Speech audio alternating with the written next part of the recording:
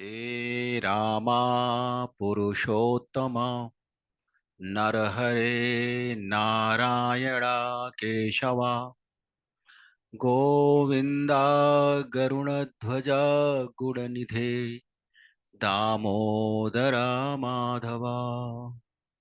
हे कृष्ण कमलापते यदुपते सीतापते श्रीपते वैकुंठाधिपते चराचरपते लक्ष्मीपते पाहि माम्। देवियों एवं सज्जनों, श्री रामचरितमानस के कतिपय व्यवहारिक प्रसंगों की श्रृंखला में आप सबके समक्ष अपना मंतव्य प्रस्तुत करने हेतु प्रस्तुत हूं। गोस्वामी जी महाराज द्वारा विरचित श्री रामचरितमानस के महानायक श्री राम, जो साक्षात त्रैलोक्याधिपति भगवान श्री हरि विष्णु के अवतार हैं, त्रेता युग के सृष्टा दृष्टा प्रभु श्री राम अधर्म के समूल नाश हेतु और धर्म की इस भौतिक संसार में पुनः स्थापना हेतु मानव रूप में अवतरित होते हैं। ऐसे प्रभु श्री राम के कमलवत चरणों की वंदना करता हूं। गोस्वामी जी महाराज ने ईश्वर भक्त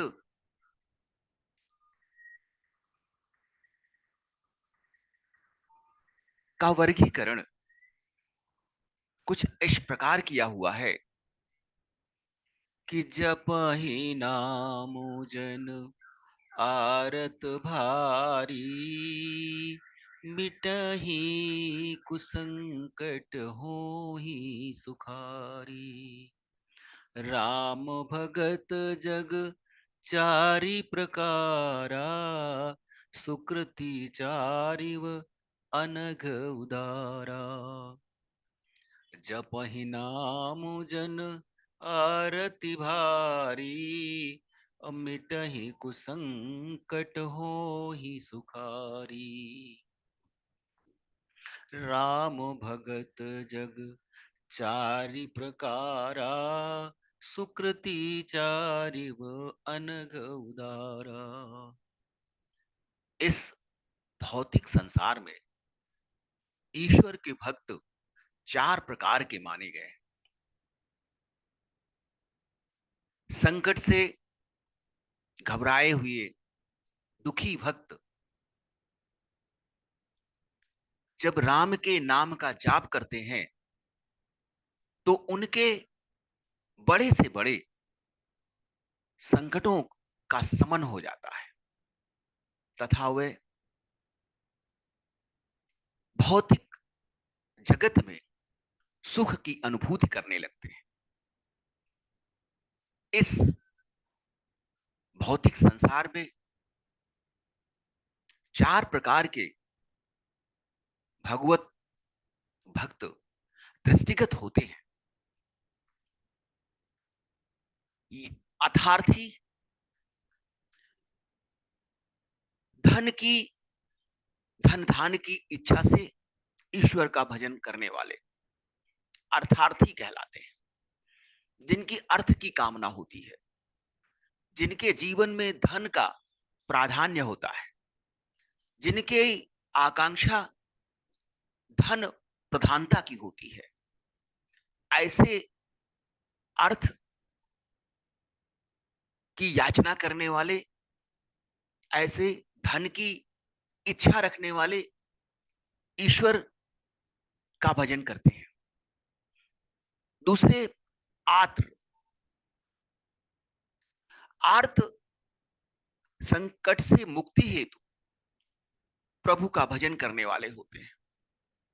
तीसरे, जिज्ञासु, भगवान को जानने की इच्छा से भजन करने वाले लोग।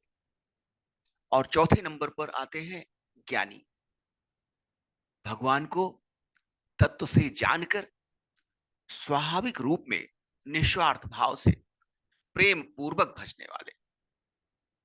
इन चारों प्रकार के भक्तों का राम नाम ही आधार है,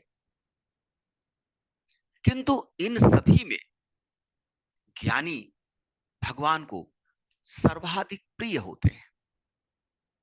अर्थार्थी, आर्त, जिज्ञासु और ज्ञानी, इन चारों कोटि के भक्तों में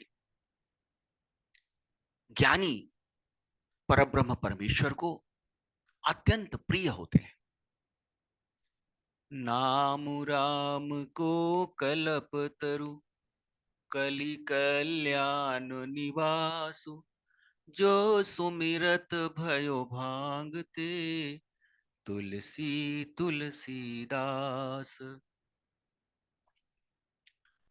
इस कलियुग में श्री राम का नाम कल्प वृक्ष के समान सभी वांछित वस्तुओं को प्रदान करने वाला है। राम के नाम का स्मरण मात्र ही मनुष्य के लिए परम कल्याण का वाहक है। प्रभु श्री राम जी के स्मरण मात्र से भांग जैसी निकृष्ट वनस्पति भी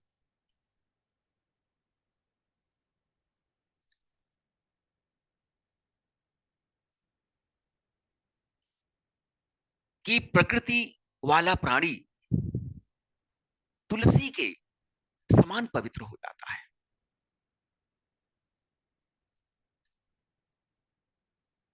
ऐसी वनस्पति जो मनुष्य के सोच को, चिंतन को कुंद कर देती है, ऐसी वनस्पति भांग के समान जिस प्राणी की प्रकृति हो, जिस प्राणी की प्रवृत्ति हो, ऐसा प्राणी भी प्रभु श्री राम की कृपा से तुलसी के समान पवित्र हो जाता है। सतयुग में प्रभु का ध्यान करने मात्र से, त्रेता युग में यज्ञ से, द्वापर में पूजन से तथा कलियुग में भगवत भजन एवं राम नाम जपने मात्र से ही मानव को पाप से मुक्ति मिल जाती है एवं उसका परम कल्याण हो जाता है। क्योंकि कलियुग में मनुष्य का मन प्रायः पाप कर्मों में लीन रहता है। उसके हृदय में कुत्सित विचार जन्म लेते रहते हैं। इसीलिए मानव का मन कठिन जप तप यज्ञ अनुष्ठान एवं आत्मचिंतन में प्रवृत्त नहीं हो पाता है। कलयुग में राम का नाम ही संसार रूपी भवसागर को पार करने हेतु नौका के समान है। जेहि इमि गावहि वेद बुध, जाहि धरहि मुनि ध्यान, सोई दशरथ सुत भगत हित, कौशलपति भगवान। जेहि इमि गावहि वेद बुध, जाहि धरहि मुनि ध्यान, सोई दशरथ सुत भगत हित, कौशलपति भगवान। रोम रोम में बसने वाले श्री राम जी, जिनका वेदों, पुराणों एवं विद्वत जनों द्वारा वर्णन किया गया है तथा ऋषि एवं अनेक मुनिगण जिनका रात दिन ध्यान करते रहते हैं, वही महाराज दशरथ के पुत्र, भक्तों के परम हितकारी अयोध्या नरेश प्रभु श्री राम,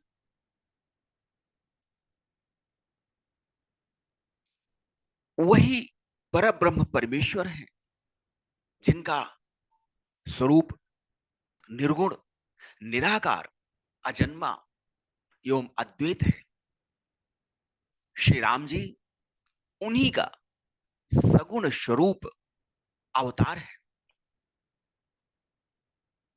वह परब्रह्म परमेश्वर शाश्वत है, अजन्मा है, फिर भी इस धरती पर सगुण स्वरूप में कब और क्यों अवतार लेते हैं, यह प्रश्न अत्यंत दुरूह है।